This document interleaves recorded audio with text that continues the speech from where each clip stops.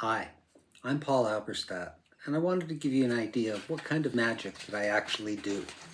So I'll tell you a true story about a very unsuccessful playing card salesman who sold playing cards that had no faces and no backs, which is probably why he was so unsuccessful. It's great if you're doing card tricks. Doesn't work, nobody knows it. Now, in his travels, he ran into a witch. Now, this witch said you'd be much more successful. You have faces and backs and all the cards. He said, but I've got none. She said, well, think of one. So he did. He thought of the 10 of hearts and got one. Not a 1, but a 10. Problem was it didn't have a back, so he thought he'd try it again. He thought of another card, the 9 of clubs, and got one too.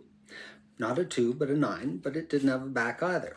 So he thought what would happen if he thought of a back. And you know what? He got one right off. Problem was he wasn't thinking of a face at the time. Consequently, still wasn't very successful. He said, what would happen if I thought of a face and a back all at the same time? And he did. Do you know what happened? You're right, he got a whole deck. Not only fronts, but backs as well. He got backs and fronts and all. Now, he was successful for about 6 months. Unfortunately, he forgot to pay the witch her bill. Do you know what happens when you forget to pay your bill?